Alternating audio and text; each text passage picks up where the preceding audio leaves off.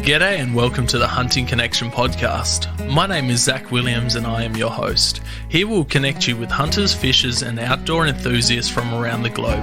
This podcast will share hunting and fishing stories, including past experiences, and tackle the tough hunting stereotypes our community faces. We hope to be a positive influence to those outside the community while also having a laugh along the way. Hope you enjoy the podcast.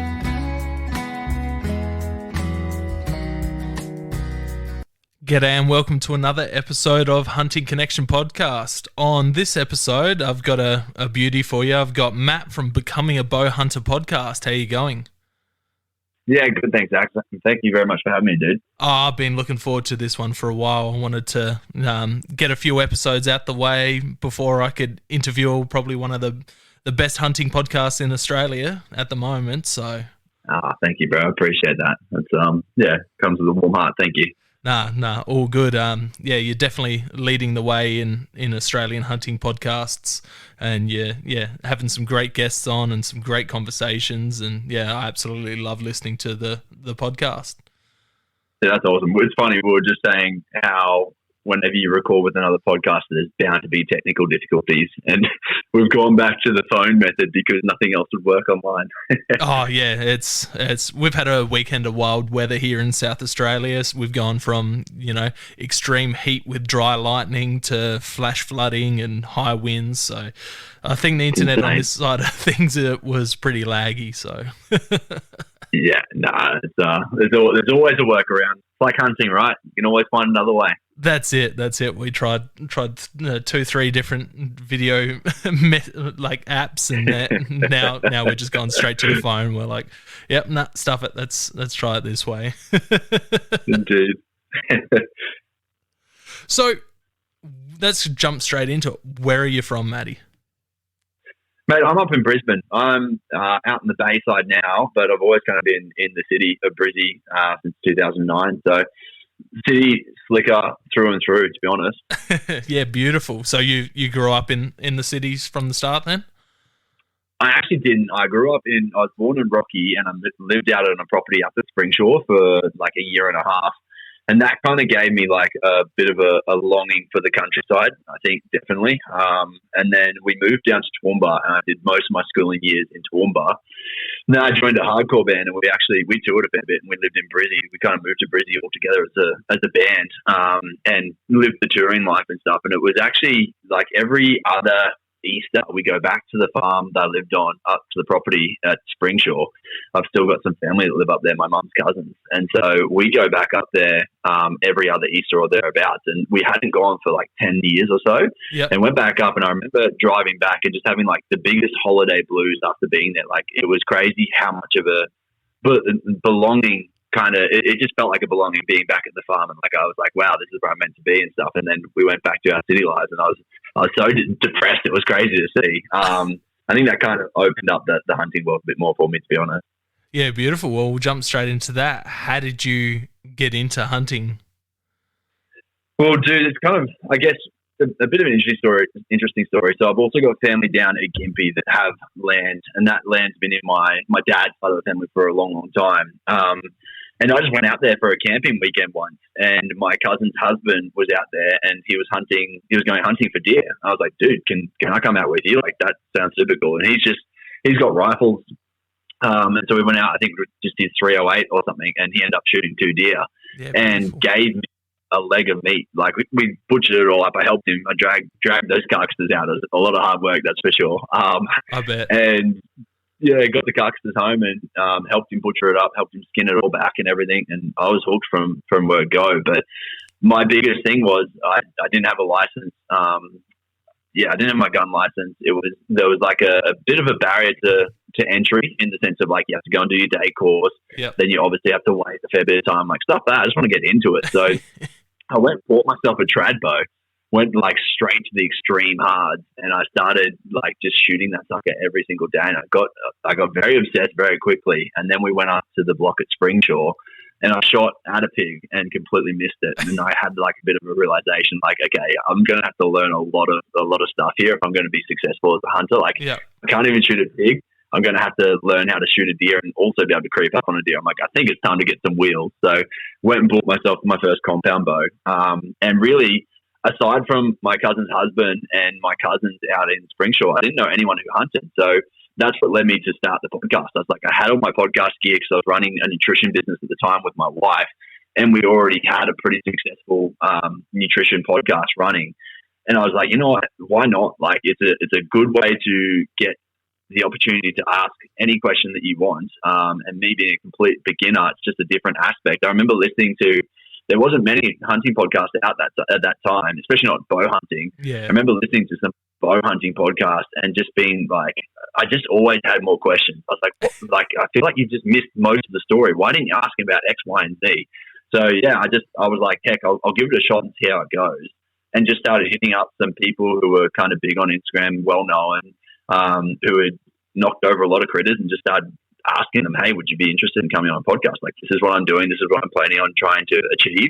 Would you be interested? And I was blown away with how welcoming the community was. Like, for someone who had no idea about hunting at all, had no idea about bows and arrows at all, to kind of come in and just be like this super green guy and just being obsessed. Like, I literally, it's all I thought about. Like, if I had spare thinking time at all, I was thinking about archery. So I was like, you know what, this is a cool thing to do, like being able to also talk about it on the next level when you're interviewing people. So yeah, that kind of just kicked off the whole journey of like getting into hunting. So I think I was 20, what's been going for 4.5 years now. So I must have just been 29 when I started the podcast. So that's when I started hunting, essentially. That's an epic journey to get into it. What made you look into getting a bow? Like you said that there was a barrier to entry. What made you think of a bow? Like, you can't get... Because there wasn't the barrier to entry. That was literally, I was like, you know what, I can go to the shop right now and buy myself a bow. So yeah. I think I went into my local gun shop and they had some, and they had like this little kit, and I was looking at it, and it seemed, I just jumped onto like a bit of online research, and everyone was like, yeah, stay away from that bow. And so I went out to a local archery shop and bought myself like a beginner pack as a trad bow. And really the thing that made me get into it, I was like, you know what, I see this avenue of being able to get our own meat from the land that we have access to already. And realistically, now I'm on the other side of it. Like, that's very fortunate because, or I was so fortunate in that behalf, because getting access is the hardest thing, as most of us know as hunters, right? So yeah, I was very fortunate in that regard, I guess. No, that's an awesome start into it for sure. And like the fact that you haven't been doing it that long, and you're just like, all right, I need to learn about this. I'm starting a podcast on it. That's just absolutely the next level. Right? Oh, it's absolutely awesome. What a better way to. There's not a better way to do it, you know. And the people that you've had on, like, is just, yeah, you've got like years and years of knowledge from just chatting to these people. Yeah, it's so cool how willing people are just to like they've spent hours of time doing this craft and like probably thousands of dollars to get into it and go on these experiences, and they're just so willing to share their knowledge. Like, there's not really been anyone who said, like, no, I'm not going to tell you about that. Like, they're always open to telling you everything once they're on the podcast. The hard thing is sometimes trying to get people around the technical difficulties that they're scared of. Like, they're worried about being on it, and you're like, no, just come and do it. Like, so many people are like, I'll do one with you in person. I'm like, God damn it. Like, you live like 40 hours away from me. This is ridiculous. Yeah, I've had a few of them. Like, oh, I'd love to do it in person, but yeah, you're on the other side of Australia. It's a bit hard to do it. But yeah, just how humble people in the Australian bow hunting industry are, and willing to share and just tell stories, the mistakes they've made, all of that type of stuff is just absolutely awesome. It's a very inviting community, that's for sure. I definitely, like, considering I've only been in it for 4.5 years, like, I'd say some of my best mates are now bow hunters, to be honest. Like, I kind of found them along the way over the last few years, and just built some great relationships. I had some awesome opportunities because of the podcast. Like, yeah, I'm so grateful for what it's kind of provided. Like, from what started as a bit of a selfish pursuit, in the sense of like, I want to be able to learn more, but at the same time, I kind of put it out there for everyone to be able to follow along with. And the other side of that now is like, I get messages every week from people saying, dude, thank you so much. Like, this episode helped me dramatically. Like, I went from not being able to shoot anything to now shooting lots of stuff. I had a guy message me the other day. He's like, I'd shot 2 goats and unfortunately they both got away and I just couldn't figure out what was going wrong. So I went and listened to a podcast he did with Liam Woods, which was all about shot placement. Yeah. And he's like, I went and watched the YouTube clip that you guys put up. He's like, that was transformative for my bow hunting, dude. I went out the next day and shot a goat and like it died in front of me. He's like, just having that visual of where to shoot them, like it was just such a difference compared to where he thought he was meant to shoot versus where you are actually meant to shoot. Just stuff like that. It's really cool. It does kind of warm your heart, especially because I got into it to feed my family, and I've been very successful with that. And now I'm seeing that kind of expand onto a lot of different listeners and bits and pieces. So it's cool. Yeah, that's it. It's the messages that you get from people just blows you away. All the thanks and stuff like that. You know, I haven't been doing it nowhere near as long as you, but it's been absolutely awesome to see all these people wanting to get into it and giving them advice, and it's so rewarding. Definitely, dude. I think the thing that blows me away the most is when guys come out and say, like, dude, you literally saved my mind. Like, I was going crazy. I was super depressed. I was overworked. I was in the trenches, and I found your podcast. I got into bow hunting, and I'm completely a transformed man. Like, it's got me out of the rut that I was in. I've kind of found this whole new belonging to a different path of life. Like, I had one guy who was an ex, he was an alcoholic, and he's like, man, I kept relapsing, and then I found bow hunting and archery, and it's been like my saving grace for the last year. So stuff like that, super cool. Yeah, that blows me away. Like, we'll jump back into what we were talking about before the podcast started, why we're trying to sort out the technical difficulties. But, you know, the South Australian Bowhunting ban, it just, you know, you get stories like that where, you know, people are putting their life back on track through bow hunting, of all things. You know, they're making mates, they're making connections, they're putting meat in their freezer, and then you've got someone like Susan Close who's trying to take that away from people. Like, it just absolutely blows my mind. It's just a misunderstanding, right? Like, essentially, they've seen one avenue, and I don't know, like, so many people say it's all just a control piece, right? They don't want you to be able to harvest drone meat. They want you to be able to, they want to monetize everything that they do, which, definitely could well be. But at the same time, I think it's just a misunderstanding of, like, once again, the person who shot that picture that's been put out by the RSPCA, it's a field point. It's not a broadhead. So whoever's shooting them is not a hunter. They're just some kid who doesn't know what they're doing. They've gone out, they've seen a kangaroo, they've gone and taken a shot, and they've stuffed up the shot, and now it's paying off in a horrible way for the whole bow hunting community. It's really bad to see, right? Yeah, that's it. Like, it's like you said, some kid, or, you know, some idiot's gone to Cashies or one of these cheaper camping stores, bought one of these cheap bow packages, and, you know, they see something that moves, so they're just like, oh, let me see if I can hit it. You know, they're not bow hunters. But I also don't think that Susan Close is misunderstood in it either. I think she is got an agenda. She's been paid off by the RSPCA and the like the Animal Liberation Party or whatever they are. And they've got an agenda, and that's what they're sticking to, you know, through all this shit that's been going on.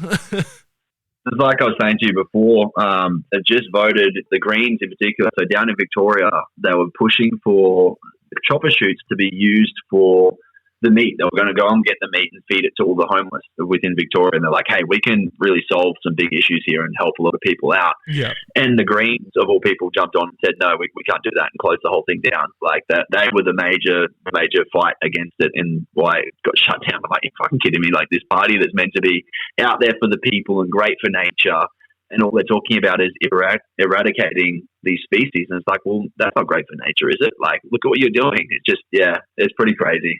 Yeah, I wonder if that comes from, like, the place that we shouldn't eat meat.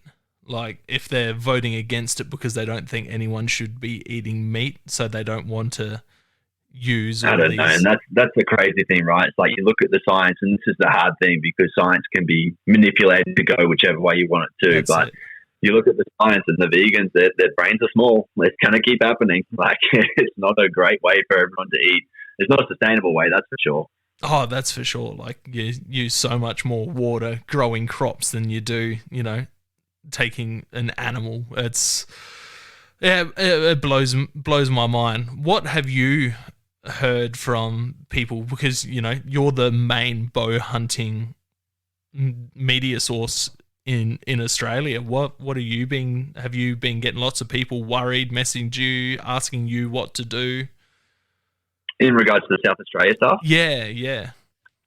Yeah, especially when it first came out, dude, there was a lot of talk and a lot of people just asking like what they can do to help support. And I definitely pushed pretty hard in regards to trying to get as many emails in as possible to make them like heard. Like, hey, the bow hunting community does have a fair stamp of people that might be able to hopefully say something and get something changed. I know that we had a lot of people emailing. I was talking to Dan, can't remember Dan's last name right now, from down South Australia. Yep. He was helping me out a lot with like where to go to, what we should be emailing, and everything like that. And there was definitely a lot of people who were doing it and sending me like receipts of them sending it and stuff. So it was cool to see how many people stood up for it. But at the same time, at one point I kind of came to a realization of is what we're doing even going to make a difference? Because like you said before, if they've got their agenda and they're just always going to push it, unfortunately, even if we had 100,000, 200,000 or 1 million people send in this email, at the end of the day, it's probably not really being tracked. And so it's easy enough for them to just turn a blind eye to that and then say, oh, too bad because we've got this now that we're doing. I mean, it wouldn't be the first time the government's done something like that, right? So yeah, that's it. I was speaking to a fella before the podcast tonight. Rang him because he had some information. He said that the heads of the ABA actually went and had a sit down with Susan Close and some other people about it, and they were pretty much told that they weren't allowed to speak because they weren't from South Australia. They said, it's ridiculous, which is just. They were there for the South Australian ABA members, but they weren't allowed to speak or question anything why they were there because they weren't South Australian citizens. Have you ever seen like any of the, how they all go to Parliament House and they're all in there with all the different parties and they're just yelling and literally they carry on like kids, man. It's actually sick to watch it. It's like, hold up. What communication is being met here? Because realistically, you guys aren't talking at all.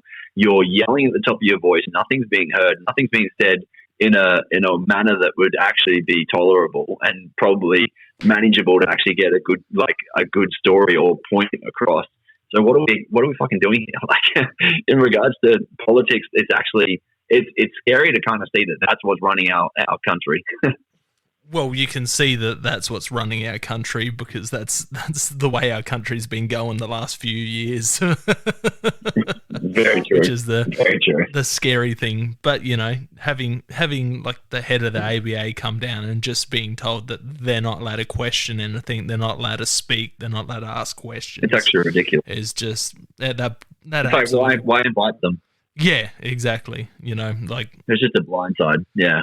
And you got people like Robbie who isn't an Australian citizen. He's been fighting for us. It just makes you think what everything he's done has gone through. They've just gone, oh, you're not from Australia. We don't give a shit what you're saying, let alone from South Australia, which is just, it's absolutely scary.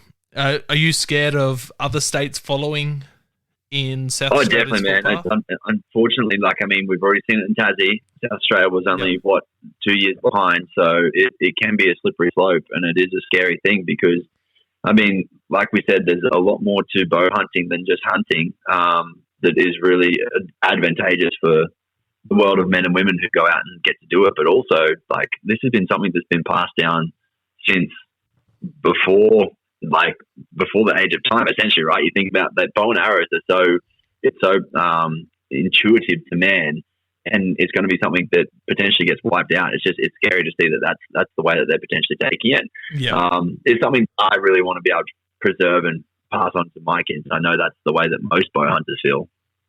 Yeah, that's it. Both of my kids, 3.5 and 9, they both have their own bows, and they have ever since, the oldest, he's just started taking carp with the bow. The youngest, he's had a few shots at carp with the bow, and they're even trying to get bow fishing banned in this band. They've changed a bunch of stuff around, which is just blows my mind. It's really upsetting, dude. It really is. And that's the thing. It's like, okay, well, at what point do they draw the line? Because I don't think it's just bow hunting they're coming after. It then becomes, okay, well, anything with a pointed tip. Like, does that then go into spearfishing? Does it then go into, like, what happens with the natives and with their style of hunting? So they're going to be removed from what they're able to do. Yeah, I think it keeps expanding, unfortunately, and it's really horrible to see because at the end of the day, it's people that don't understand anything about what hunting is, about, even about the environment, to be honest. Like, they see some numbers and they say, this is what we have to do. Yeah. They don't really massive insights apart from a piece of paper. That's it, we'll eventually jump to fishing. We've already seen the RSPCA speak out against recreational fishing multiple times, shooting, whether it's pigging, it's just all going to start falling. Duck hunting, they're already picking that off in South Australia and Victoria, which is just absolutely disgusting. Yeah, and it's interesting, right? It's like, well, if they do get rid of all of these, all the hunting mechanisms, essentially, then what happens, right? What becomes the way of the land? Because I know we're not doing having a massive impact, but we're having a fair impact on what happens with the numbers. We definitely do keep them somewhat at bay.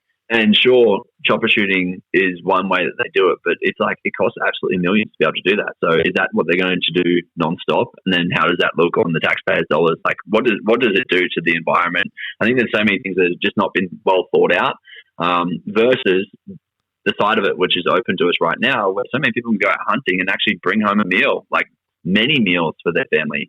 I had my sister at one point where she was like in a pretty dire situation in regards to funds. Yep. And I went out and shot her a deer. And I'm like, look, you guys don't have to buy meat for the next few months. Here's a whole deer. Just eat what you can, like cook it how you can. I made it like, I minced up a whole heap of it for them. I chopped it all up into like prime cuts and made it like completely manageable for them just to be able to, just to be able to thaw it out and cook it. But that as a situation, like if they get rid of hunting, then what happens for those sorts of dire situations, right? It's just, I don't know. It's horrible. Yeah, I've done similar things to mates who needed meat. Started COVID when people couldn't get much meat from the grocery store.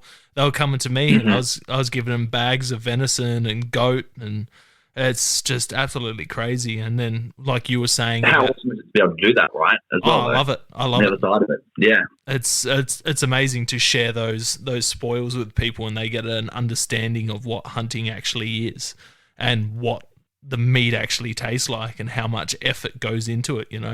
Occasionally if we have to go spotlighting to a property just to take some deer off the property, I'll rock up to work the next day with half a deer and an esky, and I'll be cutting it up. I'll be cooking morning smoko for everyone, giving them bits of venison, awesome. Bits of heart, and then they're taking home the rest. Yeah, that's so cool.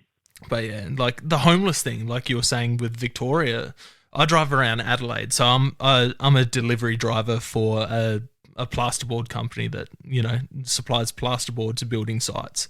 So the homeless population the last couple of years has exploded, and you see these food banks, and there's bags of bread and other just shit foods where you've got all this helicopter culling. If they retrieve those deer and were able to process them, they could be, feeding so many people. And that's just the homeless side of stuff. They could be feeding, all these families that are struggling with rise of groceries and everything else. It just blows my mind. Especially with how nutritionally dense the meat is, and the quality of it, it's absolutely insane. But at the same time, unfortunately, like you said before, there's a bit of an agenda that's probably being pushed in regards to what they can monetize, and that's probably not one of them. Yeah, it's you look at places like New Zealand where they do some stuff like that, but then you look at Texas where they have programs like Hunting for the Homeless, where they'll go do helicopter culls on pigs, but they go retrieve every single pig and then they take it to a processor and they make sausages and everything out of them and hand it all out to the homeless throughout Texas. I mean, it would literally save them so much money doing it that way, because all you have to do is pay for the processing. It's crazy. It really is crazy to me. Oh yeah, I don't get it. But moving on to a lighter note, we'll jump to the gear that you're running. What type of bow and what arrow setup are you running at the moment? So I've got an Elite Cure, which was their 2020 model, I think, like their top of the range 2020 model. I got that actually in hand in 2021, and I love it. I've been an Elite ever since. I honestly think my next bow I'll probably upgrade to another Elite. My arrow setup right now, I am running the Bowhunter's Domain 250 shaft, and I've got my Cayugas at the front. I'll either use I kind of keep in my quiver, to be honest. I'll keep a fair few different broadheads on the Cayuga front. So I'll either run the Zot or the Pilot Cut. Yep. I'll even run the Pilot Cut with the bleeders. So I'll have all three heads kind of sitting there. And then I've actually just recently transitioned to using the Easy Veins. That was quite a cool shift. I used to just sit there and I think I had the Bolts was the last one I used to use. And I went out with actually Dylan Smith. I was at his house just not so long ago. I know you just had him on the podcast. But yeah, I was at Dylan's house and he had the Easy Veins and I was shooting these bolts and my arrows like flying down range. And his are just so quiet. I was like, wow, that's a big difference. So I jumped on them very quickly straight afterwards. And I've been very impressed with how quiet they are in particular. That's awesome. And then, every once in a while I'll run some laser LED knocks as well. What's your total arrow weight? It sits at about 585 right now. I'm thinking I might drop that down a little bit. I mean, most of my hunting I really try to keep under 30 meters if I can. That's just like ethically where I feel best. I have taken plenty of great shots at 40 meters, but I just know there's a lot of difference that can happen at 40. My arrow drop between 40 and 45 meters is really insane. And so I've thought about potentially just making that arrow a little bit lighter so it's a bit more forgiving, because if you ever have to have that second follow-up shot, because dead is good, but dead is better, right? So if you can get it where the animal is completely still and on the ground and you know it's passed, that's what makes you a confident and more happy hunter in general. So I honestly think I might drop my arrow weight down a little bit, like 525-ish or thereabouts if I can, just so it's a little bit more forgiving on those longer shots. Yeah, beautiful. 125 grain heads, is that what you're running or? Yeah, correct. Yeah, 125. Yeah, beautiful. What about in your pack? What are you taking out for a day hunt? What pack are you running? So I recently bought the Bushbuck Destroyer Pro, I think it's called. It might be Defender. No, I think it's Destroyer. And that's great. It's a waterproof pack, which is awesome for New Zealand, obviously. Over here, I don't know if it's maybe a bit extreme for it. What I mean is, like, it's a pretty noisy pack, like, especially when you're pushing through bushes and stuff. You have to really slow down. Maybe it's a good thing because it slowed me down in my hunting, but at the same time, it's pretty noisy. But in regards to the pack itself, like, I packed out a whole deer just a few weeks ago, and it was the best pack out I've ever had. Like, it was so easy. So that's been a big game changer. I think just getting a good pack in general, something that kind of puts the weight onto your hips, is well worth it. Yep. Did you also ask what I'm running in my pack? Yeah, what are you taking out for a day hunt? Yeah, most of my day hunts, I mean, I've always got a lot of game bags in there. And then I've typically got some form of torches and knives in there, some form of sharpener, usually like a steel or something like that. I run an FDix, the smooth steel. That's so good. Yep. That's actually like a game changer in regards to how sharp it can help your knives be. And then I've often got like a paracord or something like that in there, and then a heap of water. Like, that's pretty much my day back. Oh, some food, like a few bars or something like that. Yeah, beautiful. What's your go-to snacks while you're out hunting? Protein bar of some sort. I'll go get whatever it is. Being I used to run a nutrition company, I've always been pretty particular about my food. Like, my wife's a celiac. I'm definitely gluten intolerant, and there's always been a worry when you go to a new camp. You're like, oh shit, am I going to be able to eat or not? So I usually overpack food. I'm usually carrying way too much food with me. Yeah, I'm like that, but just for different reasons. Just because I love a good feed. You know, I'll be out and I'll take some 2-minute noodles out with me, or, you know, pack of lollies, and I'll be sitting there having some 2-minute noodles and a coffee. And definitely, I think to have on the side of the hill, is it? A few comforts. Oh, that's it. You know, nice cold morning, and you're holding a nice warm cup and 2-minute noodles. It's pretty good. You know, I've been known to take the camp kitchen out. Did you say how many litre your bag was? It's a 95 litre, dude. Yep. So it's pretty big. And I just kind of, when I looked at buying a new pack, I was like, well, I want something that I literally don't have to upgrade. I can use it for a day hunt if I'm just trying to carry out a deer. One of my biggest things was I wanted to be able to carry out a whole red deer.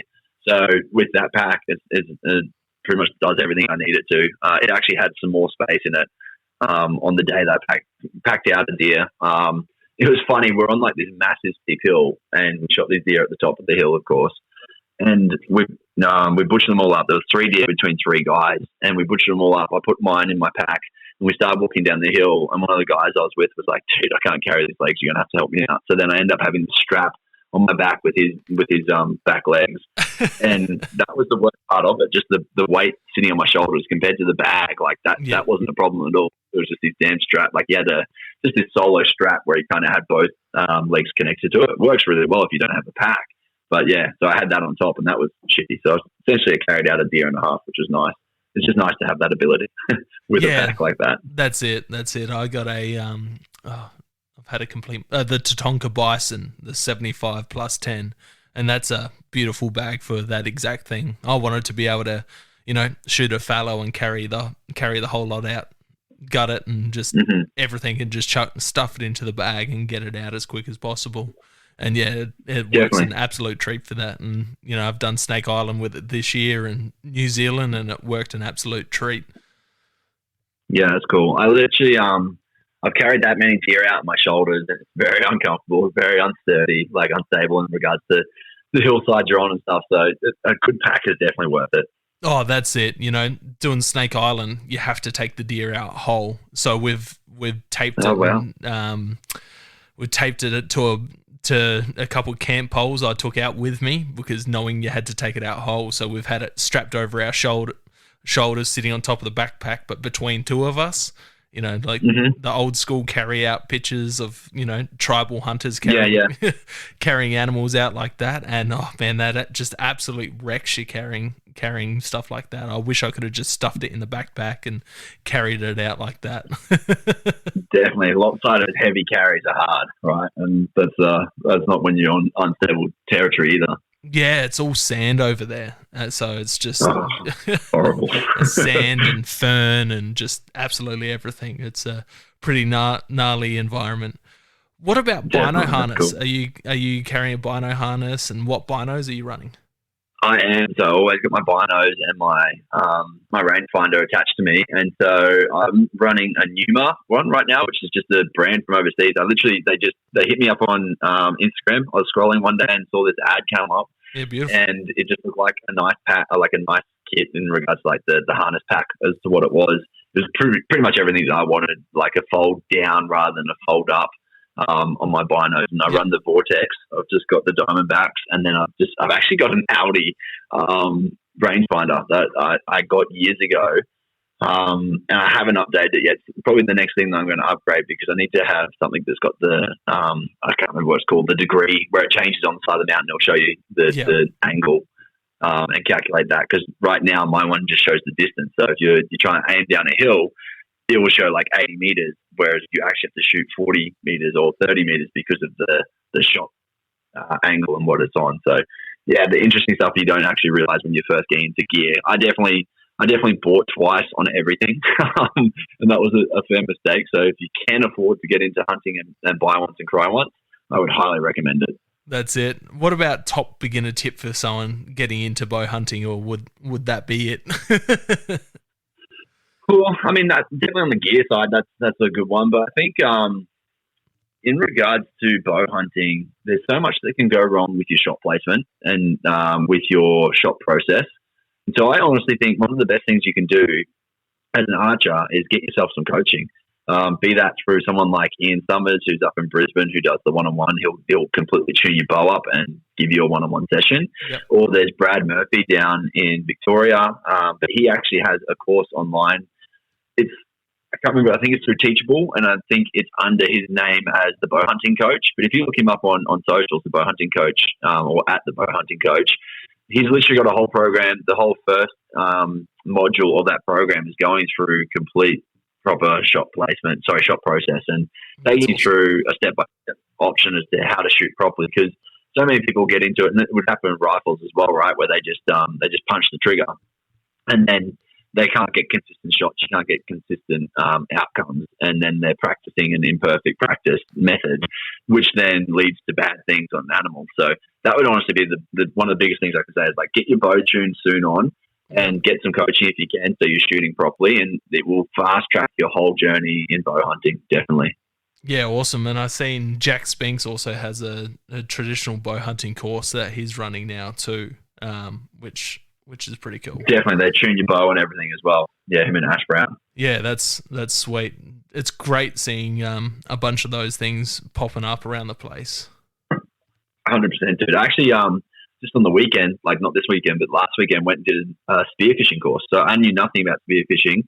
I learned from my mistakes of bow hunting, of buying once and crying once. So I went and literally just decked myself out with all good gear, and I went and did this course, and a 3-day course, and I came away like a spear fisherman. I'm stoked. I'm like so pumped on this new journey where I can keep feeding the family with another avenue.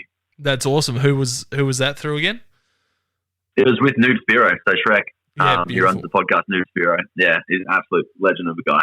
Yeah, it's funny how spearfishing and bow hunting correlate. Like, there's a lot of guys parallels. Yeah, between, not even just bow hunting, but just hunting in general, between spearos and hunters. A lot of the local guys that I've had on, they're all started off as spearos and then got into hunting from spearfishing, which is, you've just had Aaron Whitaker on. Is that episode out now, or is that? It will be when this is out. So, he's an absolute gun, and his story from going to spearfishing to hunting is just absolutely insane. Definitely, yeah. I think there's actually just so many good people in the hunting community. I think because it's people who are willing to do hard things, right? Like, there's a lot of people in this world that are not willing to get off their ass and do some hard things anymore. So that hardship and that almost that camaraderie that's built over a hard session of doing something. It's the same sort of thing you see within gyms, right? In a gym with a good culture, you'll see people who really gel pretty quickly despite having like completely different beliefs or whatever it might be, because they can have that earned hardship.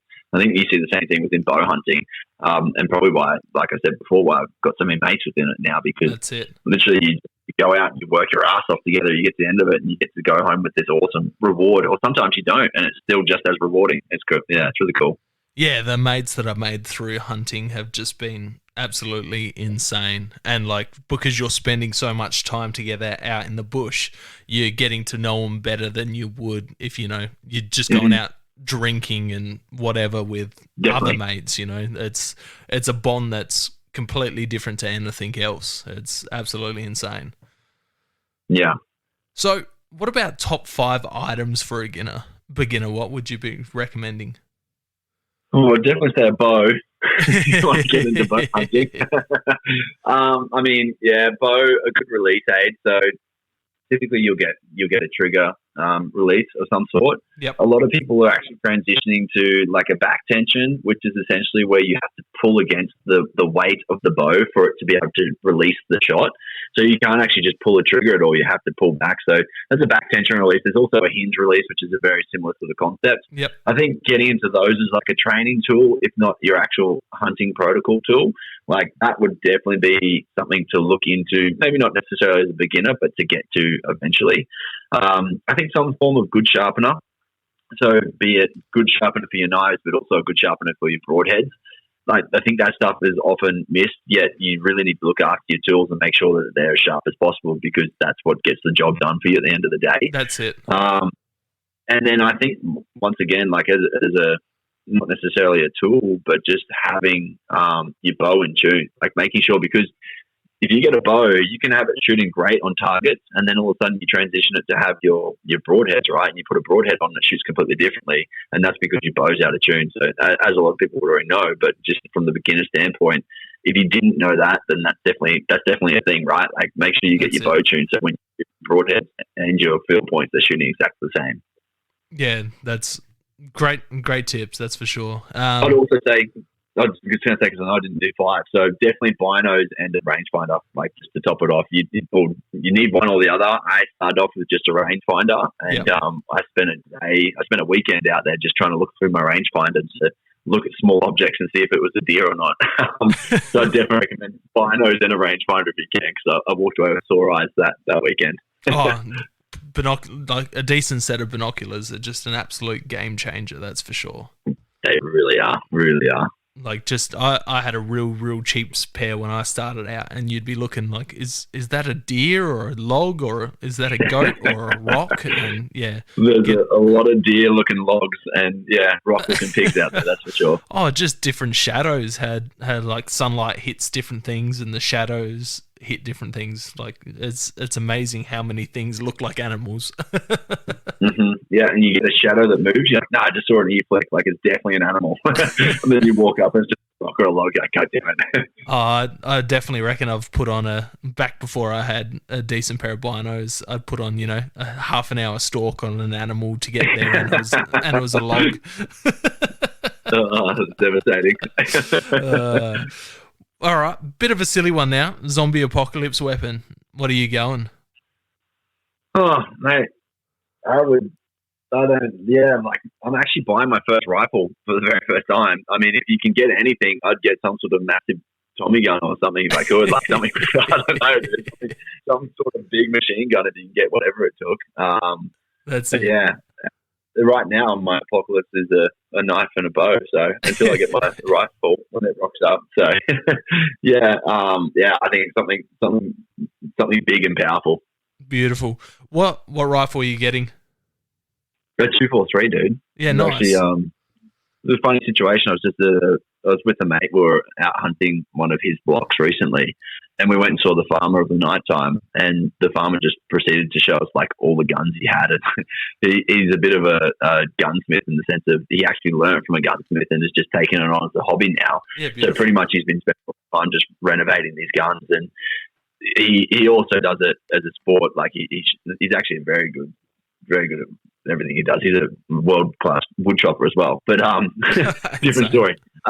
Anyway, he pretty much renovates all his guns, and he got to 243, and he's like, I need to get rid of this one. I haven't shot it in a few years, but it's absolutely prime. I love it. Like, I love what I did with it, but it needs to go to someone who's actually going to shoot it because it's not getting the love that it needs. And he goes, you guys should buy it. And he offered it to my mate first, and he goes, I'll give it to you for this price. He's like, I don't have the money for it. He looks at me, he's like, do you want it? I'm like, yep. And that was it. So pretty much I put in my PTA the following week, and I'm getting this rifle within the next few weeks. So yeah, I'm pretty pumped for it, dude. What brand is it? Definitely now. I'll bring up all the details for you in a sec. This is the thing, right? I've never been much of a gear guy as such. And it was more so on the fact that I trusted him straight away. I knew that he was good with what he had and what he does with them. But it is, the maker is a Parker Hale, and it's the Safari Deluxe. Yeah, beautiful. So, they're a well-trusted gun, right, from what I know. And this is the thing, I'm such a noob when it comes to guns. But yeah, I asked a few friends, and they're like, yep, great gun, go for it. Yeah, sweet.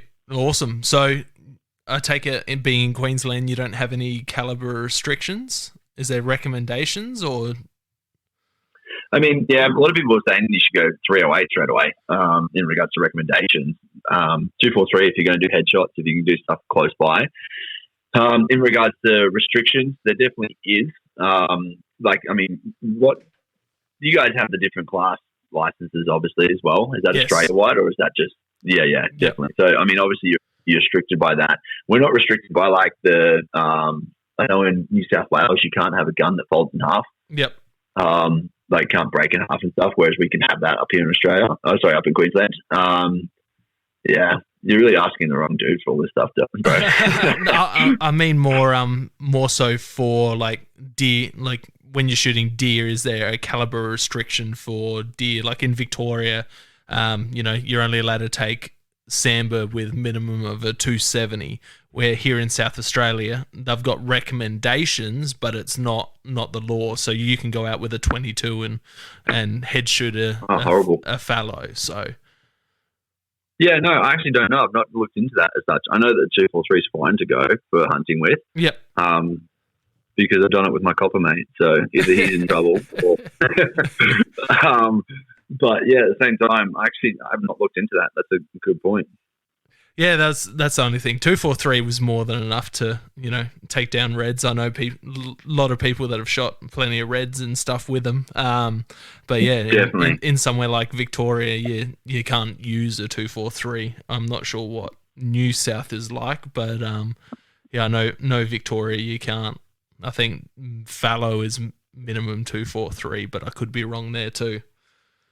Yeah, okay, that's interesting. I'll have to double check into that before I go and hunt with it. Obviously, I've got access to like friends who have said they'll lend me their guns if I ever need it. Yeah, which is also nice. And that's all I've ever done previously because I've had my license for a fair while now. So I've borrowed a mate's 308 a few times to go out and shoot deer if I need something quickly to fill the freezer. Yep. Yeah, that's the only thing about owning firearms coming from bow hunting is, I might get a morning here and it's just like, oh, I really need to go fill the freezer, so I'll just take the rifle out rather than take the bow. And then if I just want to go for a walk and might run into something, that's when I take the bow. But you tend to start leaning towards the rifle just so you can get some meat. Yeah, 100%, dude. Like, I mean, with Christmas coming up, we're like 2 weeks away, and our freezer's looking pretty dull, and we're hosting. So I'm like, babe, I might go out for a day. I'll just take a gun and go out for just a day, and yeah, be good to go. Come home hopefully with the freezer full for the visitors that are coming on in for Christmas week. What was the first animal you took with the bow? The first animal I took was a rabbit with my trad bow. Yeah, beautiful. That was up in Springshaw. And then with my compound bow, I took 2 hare. So pretty interesting, I don't know if you've heard about this, how hare, they partner up. Yep. And they've got one partner for life. Yep. So essentially what happened was I was walking back over night time and I saw 2 hare just sitting there. They were just chilling. And most bizarre situation is when I was very, very green still.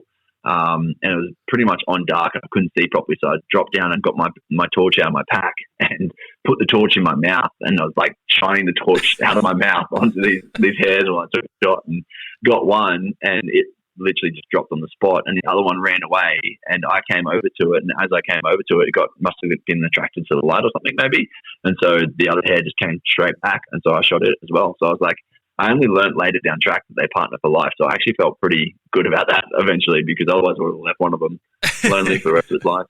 Yeah, but they're so good eating.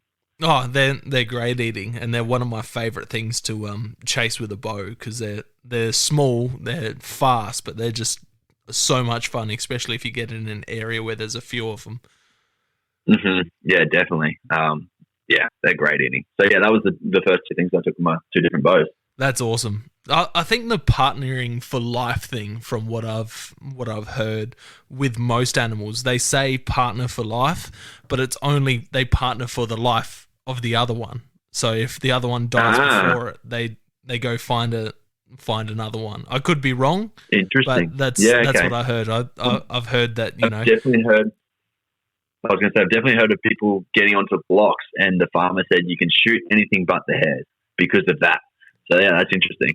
Yeah, I just think from what I've heard is that we put our human emotion into that, saying animals don't necessarily know the reason we do, right? Yeah, that they partner for life, but they only partner for the life of their mate. Yeah, it's interesting. So let's find out from a biologist of some sort. Yeah, that's it. I'll have to hit up Dan and see if he can tell me different. Yeah, from Eureka Outdoors.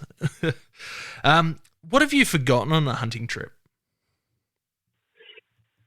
Ooh, probably game bags is the worst thing I've come across. Rope, like usually I've got just like a little bit of some sort of cable in my bag, and I've forgotten that. Yeah, I've been fortunate enough. I've definitely had people forget things like the release aid. So you use the release aid to shoot your bow, and had friends forget that and stuff, and that's always a bit of a nightmare. But I've actually been quite fortunate. Knives, like good set of butchering knives when I've gone up, and that's quite frustrating. Yeah, I'd say that's probably like the most of it in that sense. Yeah, I've got bin bags once actually, and that was a bit frustrating because the farmer didn't have any either. Oh no! And yeah, that was just a bit of a nightmare because I just wanted to quarter the animal up and ended up having to break the whole thing down and put it into my smaller packs. Bugger. Yeah, that's the knife thing. I've heard so many stories of bow hunters forgetting knives and end up having to, skin and gut and butcher an animal with a broadhead. Oh, Jesus. Yeah, no. I haven't gone that far yet. Hopefully never do. I always tend to have overpack. I'll have 3 or 4 knives in my pack. I'll have 1 or 2 in my bino harness. I'll have spares in my car. So I've always got something. Do you still have a favourite knife, though, that you always go back to? Yeah, I do, but it's on the side of a hill in New Zealand. It fell out my bino harness when I was skinning my tar. So that was the Gerber Vital, the replacement blade knife. Absolutely beautiful, beautiful little knife. I've had and lost 2 of them in the past 7 years. So yeah, wow. And no one sells them in store anymore. So I've been devastating. I've been waiting for Archery Supplies to get their ass into gear and get me one in for me. Yeah, that's devastating. I definitely much the same in the sense of like pack many knives, but I still always have like my 2 that I always go to. Oh, that's it. I've the Gerber and then the FDIC knives, like you were saying. That I've got a little knife roll with a bunch of them from when I worked at an abattoirs. So they're just absolutely great. They'll go travel everywhere with me if I can. I've not tried their knives yet. I've just tried their steel. Okay, beautiful. Great. If that's anything to go off of, obviously their knife's going to be good too. Yeah, they have. If you can get a knife roll of those, they make butchering and skinning so much easier. Yeah, that's awesome. It's a good tip. They do an awesome, I think it's called like a brisket knife. It's got a ball on the end of it. So when you're running, I've got one of them. You're running gold. That's you won't find a better knife for doing that type of stuff. When I worked at the abattoirs, you'd see someone try and break the brisket with a non-bald end knife, and they'd end up, coming straight through the brisket, straight into the top of their thigh. It's just an absolute lifesaver. But it's so good for running down the legs and all of that as well. You're not breaking. So I think I found mine on Amazon. They call it a gut and tripe knife for anyone who wants to look it up. Yeah. There's a bunch of different types. I think FDIC do them. Victorinox do them. There's a couple of other hunting brands that do like a folding one. So it folds out. That's like cool. A normal blade folds into the handle, and then you unlock it and it swings out, and that blade goes into the handle, and the other knife comes out with the ball on the end. But absolute great knives. Definitely. What would be the most important item you take out with you, apart from your bow and like your main bit of kit? I would say, like, if you'd asked me this probably a few years ago, I probably would have said the rangefinder. Yep. But I always play this game when I'm out in the bush now, which is just guess the distance. And so I'll sit there. You still need the rangefinder to make it work, so maybe the rangefinder is still the answer. But you look at a tree and you're like, that's probably 18 meters away, and then you range it and see how far it is. Yep. And you just keep doing it till your eye's in. And I do that a lot. Like pretty much every time I go out, I play that game just to make sure that my eyes are kind of sighted in and ready to roll. And it just makes it easier if you ever have kind of that circumstance where you have a deer or an animal coming to you at the last minute, you don't really see them there, where you can guesstimate, like, okay, that's 20 minutes, or that's 30 or 35 or 40. So yeah, I'd probably say a rangefinder is pretty darn important on the bow hunting side of things. No, that's it. Just hunting side of things. I do the exact same thing. If I'm sit up on a game trail, I'll be sitting there with a rangefinder and just picking up rocks and ranging them, tree stumps, twigs, leaves, and all of that, and just you're doing the same thing you said, guessing the distance and then ranging it. And because of that, I've got a pretty good eye for measurements. It transitions pretty fast too, right? Like I reckon it's probably 2 or 3 like hunts, and it was completely in for me.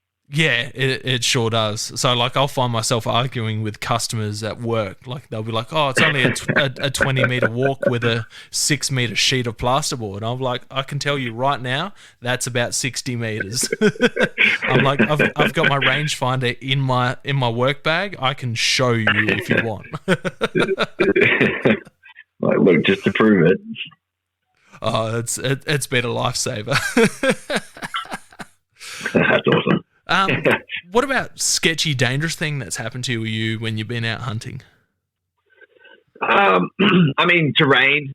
I was definitely on like a slip on the hill once where that had extreme amounts of rain, and it pretty much been a landslide, and then trying to cross over that was pretty sketchy. One time I was out and this wild dog just ran straight at me, and literally it would have been 5 meters before he pulled up. That's nice. And I didn't have an arrow dog, so I couldn't pull an arrow back and take a shot. But he wasn't running at me on purpose. Like, it's not like he was coming to attack me or anything. He was just literally running through the bush and kind of looking side to side and just coming. And because I was in full camo, he didn't really see me until that last minute. I tried to just feel around and grab something. Like, I was going to try to get an arrow out. I just wasn't fast enough for how quick he was coming in. And he pulled up my feet. And I'm like, oi, oi, oi. And he just ran off. But yeah, in regards to like sketchy things that have happened, I mean, I've had a few, not really, but a few close misses with the knife where you get tired. Yeah. I tend to not try to drink too much if I'm butchering or anything, just because it seems to me, horror stories happen there. I've heard some horror stories with the knife and the butchering process. Like, I'm pretty particular. Make sure my kids aren't close by or anything like that if I'm butchering up, just because of the horrible stuff that I've heard about that. So I don't know. I think given that I've come into it later in life, maybe I'm a bit more risk adverse. Is that the right word for it? A bit more risk protective. Yeah, definitely. And so, I haven't had too many crazy things happen yet, which is good. I can understand. Hopefully it stays that way. I can understand that though. Like, I definitely take way less risks with stuff now that I've had kids. Like, when I was in New Zealand, the couple of the guys that I went with, they were all in their early 20s, and they're like, "Oh, we'll scale up this rock formation and this cliff, and we'll go over to the other side." And I'm like, "I'll just stay back around here and hunt around camp while you guys go do a night trip, an overnight trip up that gully." Yeah, wow, yeah, definitely. You hear some pretty crazy stuff in New Zealand. Oh, that's it. Or even just Australia in general, we've got some pretty gnarly terrain as well, and people come unstuck all the time. Do you come across many snakes when you're out in the bush at all? It's funny. I've had this discussion a few times. No, I don't. While I've been out hunting, maybe ran into about 4 in the past 10-ish years. Wow. Mainly when I'm bow fishing is when I run into snakes. Okay, by the water, obviously. Yeah, because you're bow fishing in like swampy areas here in South Australia in the backwaters. So I run into quite a few tiger snakes. Wow. I've almost stepped on a couple. They're protective, right? They are. They tend to puff up and make themselves be known pretty well. Tend to be quite aggressive, but I haven't had any bad run-ins. Quite like. Luckily, I've almost stepped on one. Like, started drawing back the bow and looked down as I was about to put my foot down in the mud, and there's a tiger curled up in the mud there. I'm just like, oh, that made me jump back a bit and change my approach on that fish. What about yourself? Yeah, I honestly have not really come across many at all. Like, I saw a brown for the very first time the other day, and he saw me before I saw him, and he ducked straight back under the rock he was sunbathing on. I had a red belly black come close to me only because I could hear something coming through the leaves. I got down and knocked an arrow because I thought it was pigs. So I'm sitting there in this creek bed waiting for these pigs to come around the corner, and they just never came, but just getting in louder and louder. I'm like, it's a snake. And sure enough, he slid by me nice and quietly, or nice and closely. But that's pretty much it, man. Like, I really have not come across many snakes in the wild at all. It's one of the things that people always hit me up about. They're like, aren't you scared about snakes? I'm like, not really. Yeah, that's the same thing. Like, I've ran into far more snakes when I've just been out fishing than when I've been out hunting, I've been out and watched baby red belly black snakes just feeding on the little mosquito fish, like diving under the water and catching fish and then swimming back up and eating them, which was freaking cool to see. But yeah, when I'm out hunting, you don't see many. Like, I've had more encounters with echidnas and stuff like that than I've had encounters with snakes while being out. Yeah, definitely. And same thing, people like, oh, don't you see snakes? Aren't you worried about snakes? And then you're speaking to Americans and they're absolutely petrified of everything we have over here. I'm like, motherfucker, you guys have bears and lions and all of that type of stuff. It's big, powerful, scary things. Far more dangerous hunting over there than it is here. I can say probably with confidence, death by snake versus death by bear would probably be a lot more pleasant.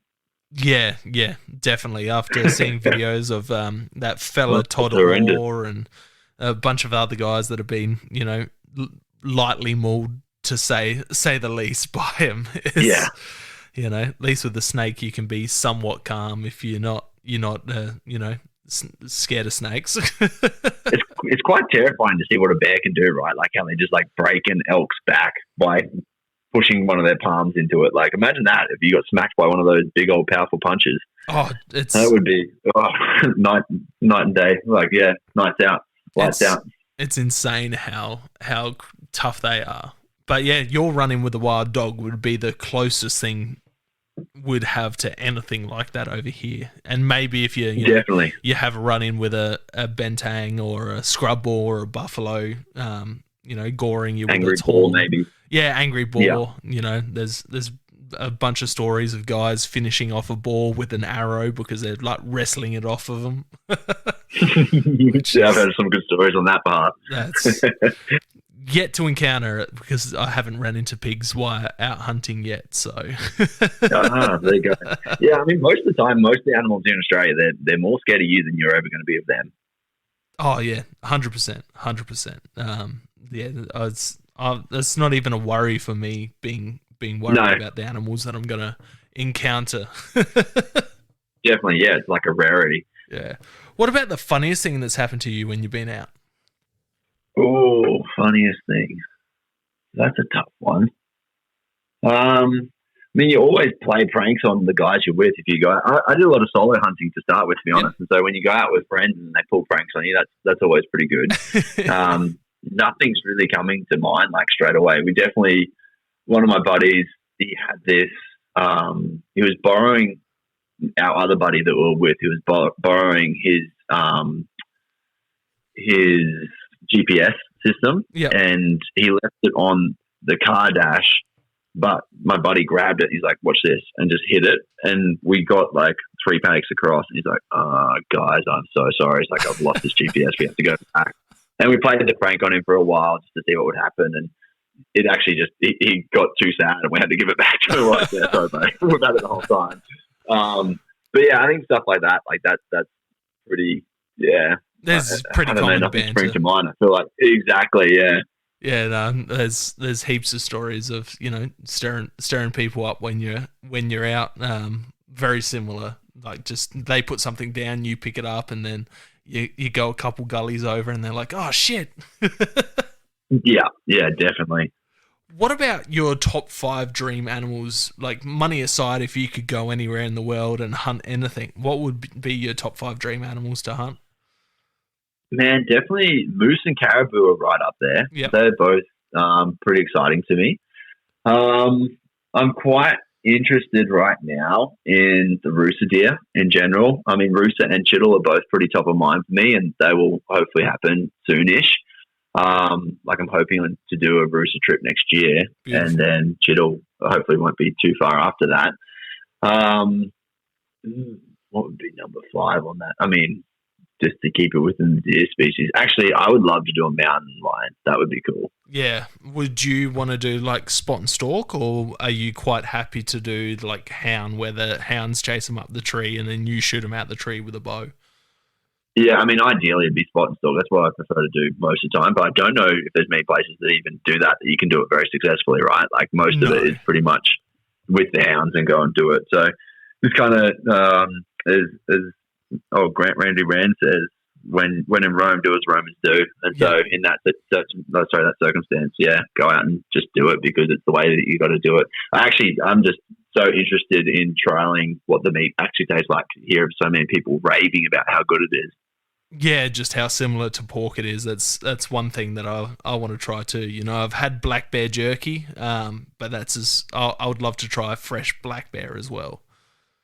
Definitely. Did it compare to any other jerky that you've had previously? Just tastes like jerky. You know, all dried meat tastes very all kind of similar, right? Yeah. The mountain lion. That's definitely up there for me as well. Dogs. I made some. Different. What was that? Sorry, dogs would be different. Yeah, hunting, like bow hunting using dogs would be insane. Definitely, yeah. I make my own biltong every winter, and I made up some venison biltong just recently. We've had my wife's family from South Africa just come across, and they tried it, and they were like, "This is incredible!" And they just kept going back for more and more. I'm like, if a South African saying that your biltong's good, you've done well. So I'm pretty pumped on that recipe, and there's one that I'm going to keep using for a long time. That's awesome. Are you air drying it, or do you have a biltong box? A biltong box. Yeah, biltong box is properly that way. Hence why it has to be done in the winter, because it gets too humid here in Queensland during the summer, and so you put it up and it just goes mouldy. Oh, that would be absolutely heartbreaking. Yeah, so gut wrenching. Here in South Australia, we're mostly a pretty dry heat. You know, apart from this past week, it's been really humid for South Australia. But yeah, mostly a dry heat. So I'll do much the same, but I'll hang it outside on fishing line and just throw pepper on it to keep the flies off and do it that way, and that's the best way to do it. I've found, you know, it beats all other ways of doing jerky. It just the pepper gets rid of the flies enough. Yeah, they don't go near it. Yeah, wow, that's it. And yeah, I used to just. I think I need to put some pepper all over my house because the flies are crazy here. I heard pepper tree works a treat too. You know, when you're out hunting, you run into those pepper trees. I'm not sure if you have them up there, but you know, you break that up and crunch it up and stick it under your hat. That keeps the flies off your face pretty well. Interesting. Yeah, search that up right now. So speaking of the cooking side of things, what would be your favorite thing to cook with, you know, your hunted game? Well, bro, this is one of the big things I got into bow hunting, or in my podcast in particular, I really try to share is like, you can literally make anything on a deer or on an animal just taste so incredible. That's it. Like for a long time, when I first started, many people would just talk about back straps, right? Like, oh, you just take the back straps, made the back legs. I'm like, stop that. I'm going to find the things that people don't like to eat and cook them up and make some good meals from them. So one of my favorite cuts, or apart from the heart, like that's literally, I love eating the heart. I love introducing people to the heart and getting people used to that. Like just doing very like a medium rare cook up on it, making it, just cutting it out like steaks, a medium rare cook up on it, just salting it with oil before you cook it. And then when you head out, maybe like a tomato chutney and some cheese or something like that. Like it just goes so well. It's just like a little starter for a meal. That's it.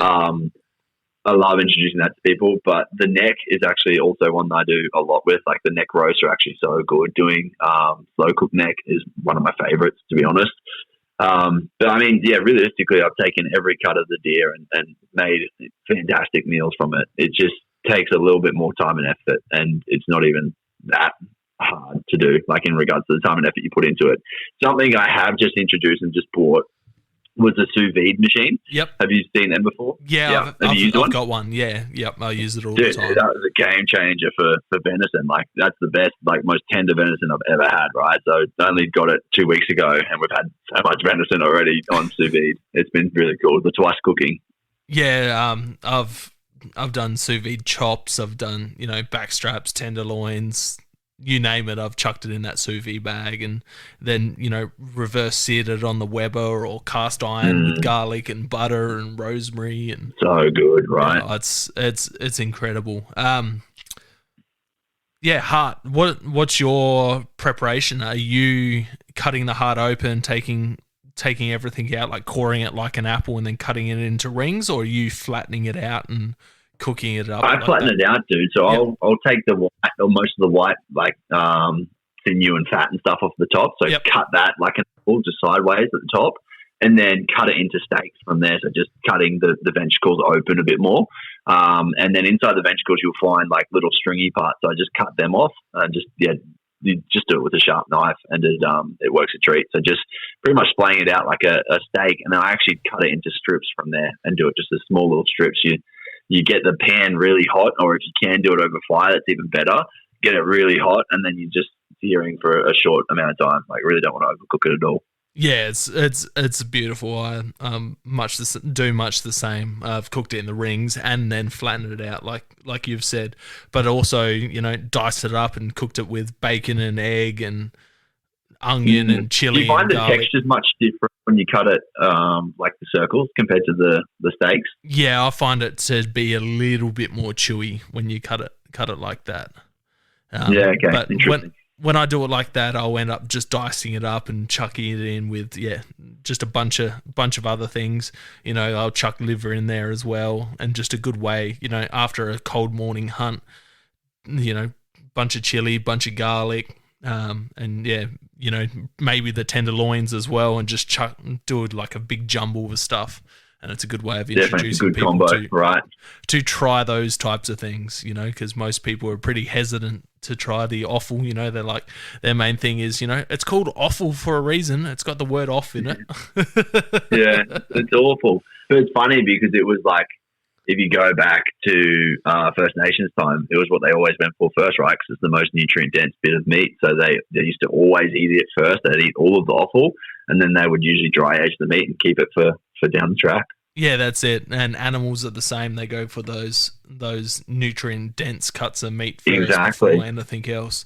But also, like, the chewier bits of meat, people don't like eating that either. You know, I don't mind a good chewing, like a bit of meat that you just chew on. And that's the same, like First Nations and all that. They all went for that real chewy cut of meat before they went for that real lean. Why, they all had amazing jawlines, right? You see all the round-faced people now, it's because they're not chewing enough meat. That's it. Rogan actually had a guy on about that, and he changes people's jaw lines by making them do exercises with their jaw and encouraging them to eat chewier bits of meat. Really fascinating stuff.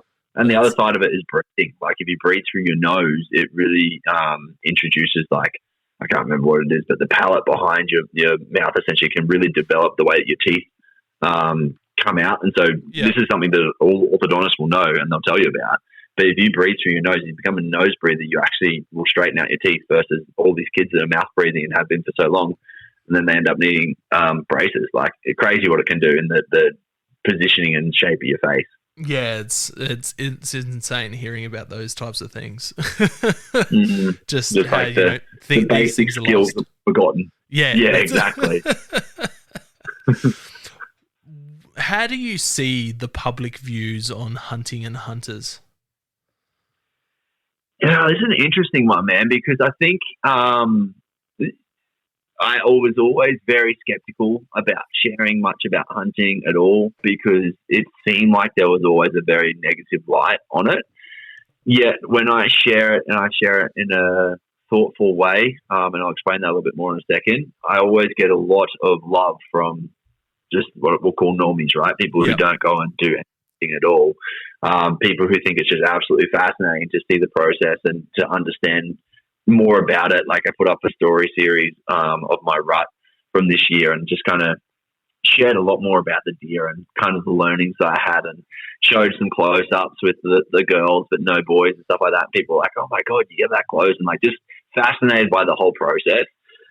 And that kind of opened my eyes a little bit of like, I think people actually, they're a bit hungry for it, to be honest. Like, they actually do want to know more about it. It doesn't mean that they're necessarily keen to go and do it themselves, but they find it interesting. They find it fascinating. Hence why I think shows like Meat Eater are able to do so well. I think what does put a dampen on the hunting, the face of hunting in general, is unfortunately things like a grip and grin. And that's what most people want to put up as a photo, because it's essentially their trophy photo, right? Yeah. That's also the photo that people see and look at it just as a trophy, and that's it. So I actually had a photo with a red stag, and I put up this big story about just how it was like it was this big journey for me. Like it had literally been kind of a long time coming, and eventually it happened. I think it was 3.5 years or whatever it took me to get a red stag down. Like I'd had red hinds down before, but not a red stag with my bow. And it was a big process, and I just kind of explained it all and was just so grateful about the situation. But one of the photos was me sitting behind the deer with my hand on it, just looking down at it. Like, and in the moment, I was actually just saying like thank you to it and whatever else. But this lady saw the photo and she's like, how dare you? Like, this is absolutely disgusting, and just went on this big rant. And then it was cool to see all of these normies essentially came in and went to fight for me. They're like, I'm sure if this is a fish, you wouldn't give two shits about this. Like, and it's just interesting that the different thought processes that happen on it. But I think in general, most people are actually pretty interested, and most people are pretty curious about the whole process, and knowing that it's so available here in Australia, knowing that we have species like, I talk about deer and people are like, we have deer in Australia. You're like, yeah, like they're literally just around the corner. It's crazy to think that there's so much that's unknown, but at the same time, I understand it because we are so disjointed from that whole world, right? That's it. Yeah. I have those conversations all the time. You know, customers will be like, oh, what'd you do on the weekend? I'm like, oh, I went out hunting. And they're like, hunting? Yeah. What'd you hunt? And I'm like, deer. And they're like, oh, where'd you go for that? And I'm like, oh, you know, up in the hills here. And they're like, what? We have deer here? And it's amazing crazy, the amount of people that don't know we have deer. There's, you know, more stories coming out from news articles, you know, helicopter culling, all the deer that are popping up through like Brisbane and Sydney and all of those types of places. So it's slowly getting more out there, but yeah, it just blows people's mind. Definitely. I think what's cool to see is the amount of podcasts that are coming out and educating a lot more, bringing like the good word of hunting out. That's a cool thing. But also it's just something that I encourage in general. It's like for hunters to start having more conversations, because realistically in Australia, it's so hard to get access. And the only way you're going to get access is by more people knowing that you're a hunter. I mean, obviously also being a good person in general is going to help you to get more access.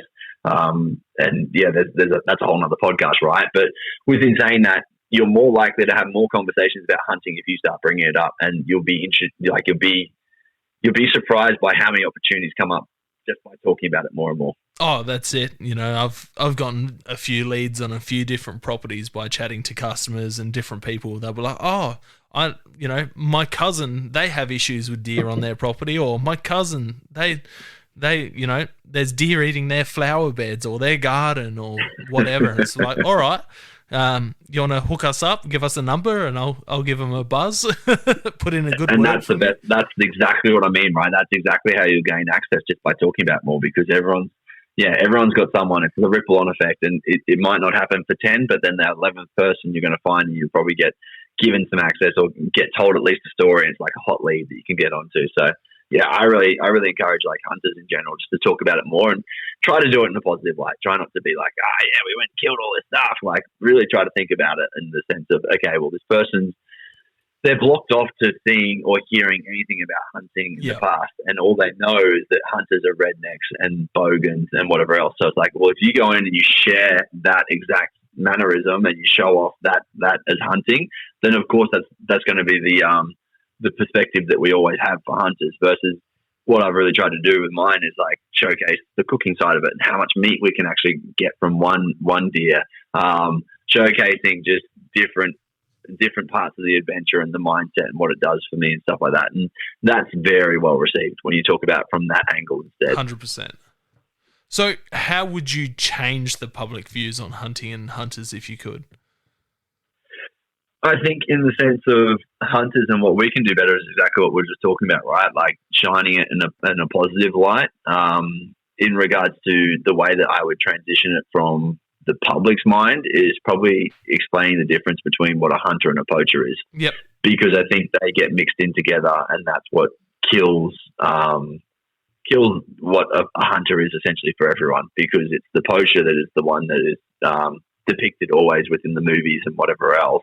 That's it. And unfortunately, they're the ones that give hunters a completely bad name. And I think realistically, the other side to it is conservation and how much hunters can actually help that world. That it just goes unnoticed, right? Like not many people would understand that African animals are still alive because of hunters, which is something that obviously Robbie and Blood Origins have done so well. But that whole concept, like if you could introduce that to more people, so getting rid of or just understanding what a poacher is versus a hunter, and then also just bringing in that light of what hunters actually do for conservation. I think if you can kind of share that with more people would be so open to hunting in general.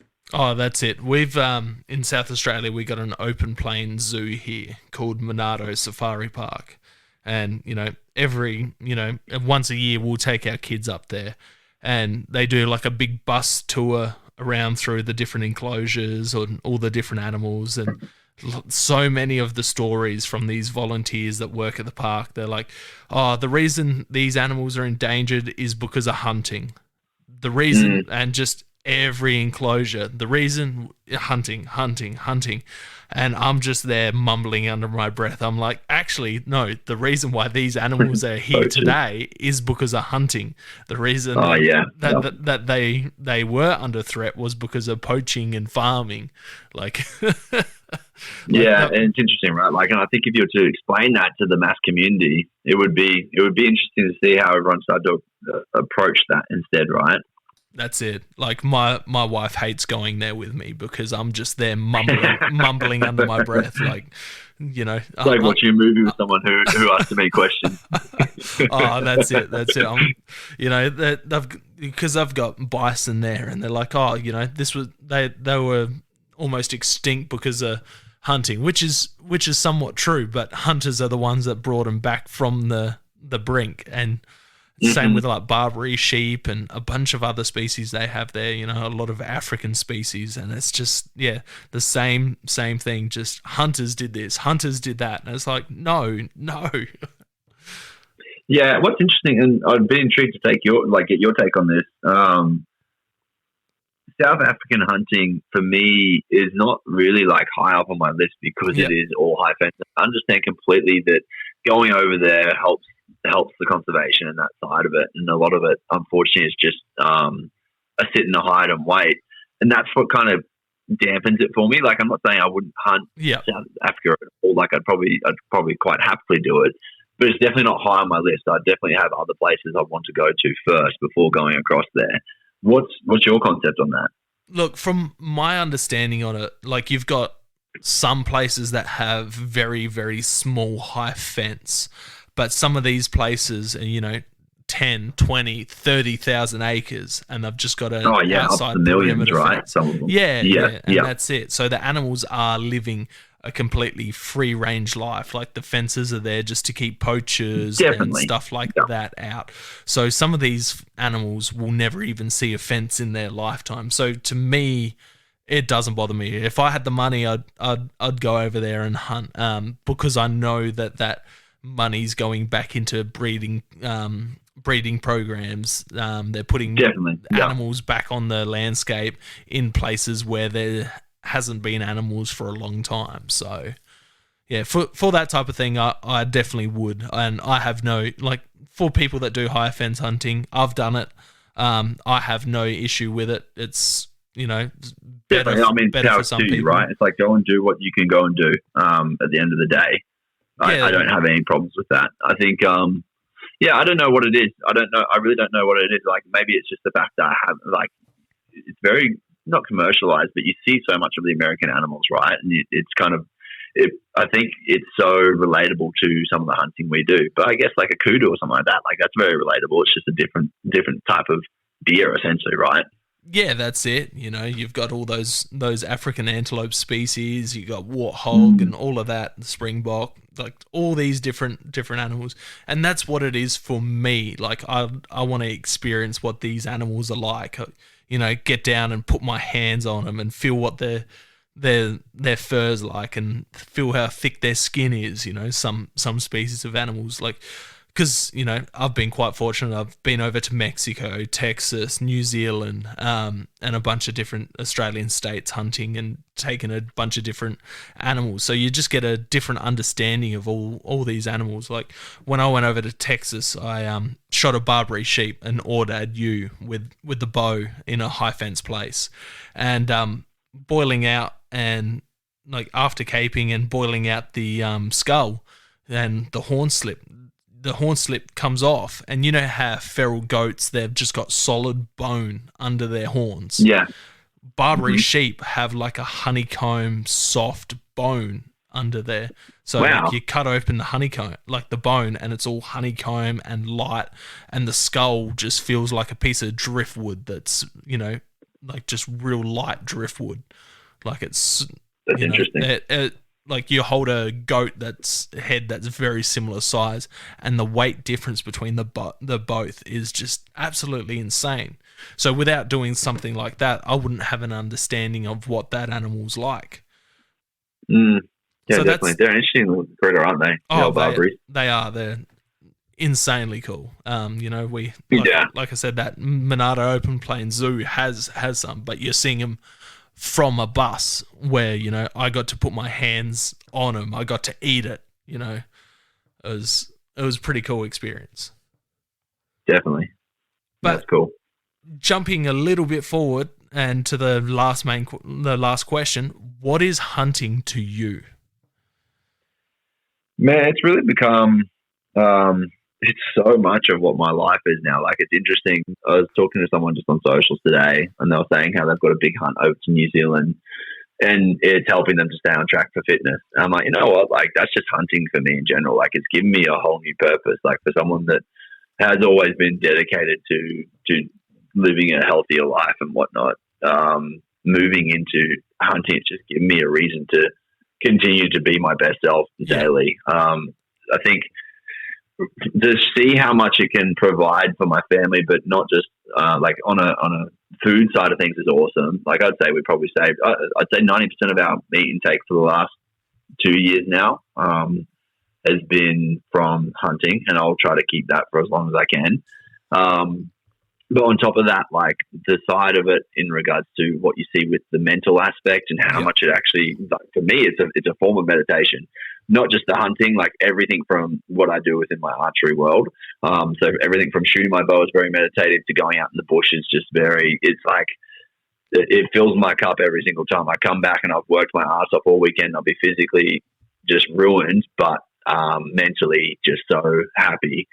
And it's just I don't know, it's an adventure, right? And it's one of those situations where you get to see some of the coolest, most bizarre stuff because of being out in the bush, and you push yourself past comfort levels that you didn't know you even had. And I think just it's a consistent growing piece, something that just is always delivering. So it's been really cool to kind of discover it over the last few years and just fall more and more in love with it as I go.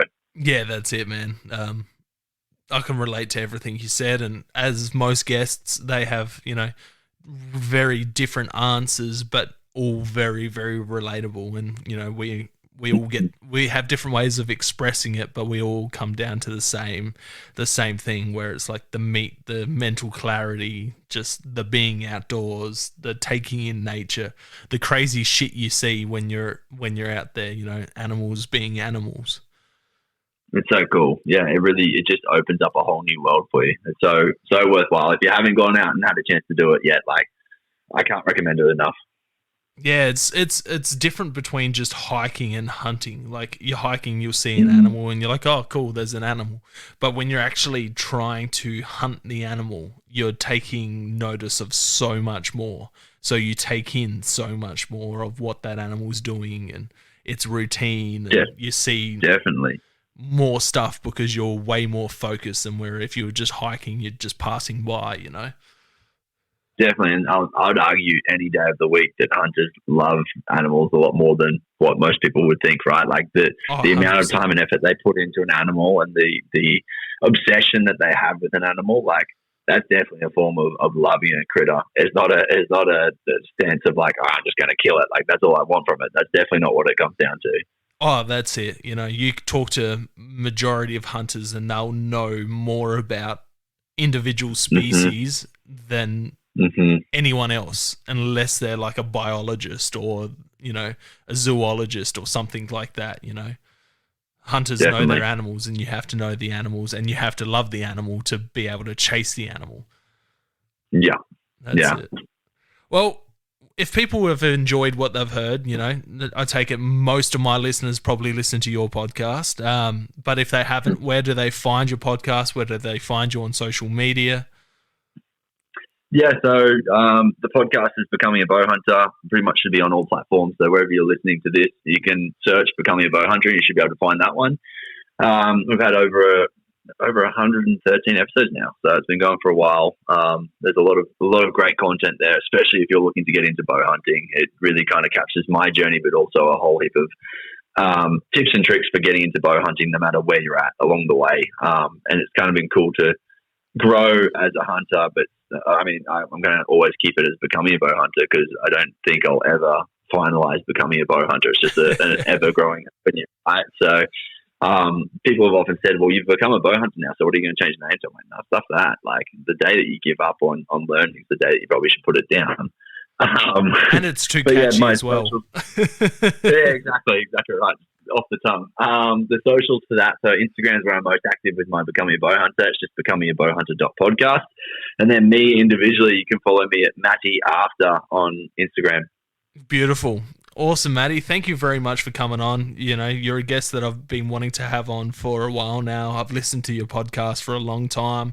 I love what you do. I love the way you put yourself out there, and I love the way you get all the information out there for bow hunting.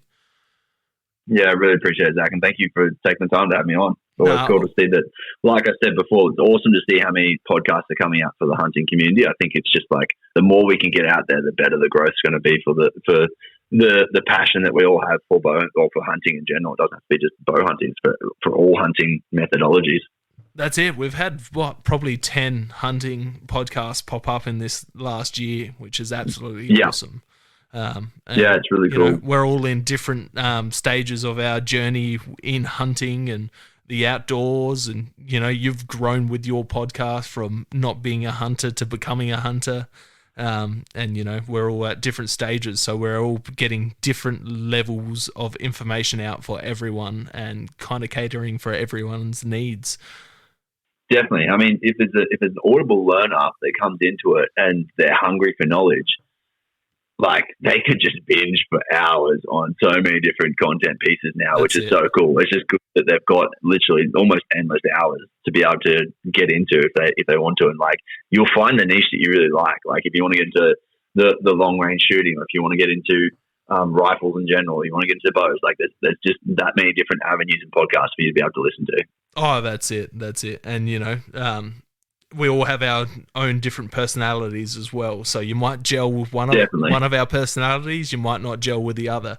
But we're all putting great stuff out there, and we all, like, I recommend everyone go listen to your podcast, because it is absolutely great. And when I first discovered it, I think I went straight back to, like, you were a fair few episodes in, and I went right back from the start, and just because that's all I do is in the truck is listen to podcasts. So I went straight up through and listened all the way up. Yeah, that's awesome. Well, thanks, man. I appreciate it. I really do. No, awesome, man. I appreciate you coming on and appreciate what you do. Thank you very much.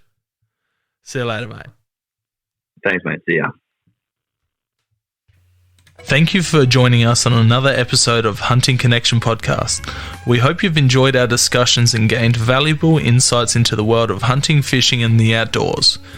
To stay connected with us and never miss out on an update, please be sure to follow us on social media, all at Hunting Connection Podcast. We appreciate your support and would love for you to share the podcast with your friends and family.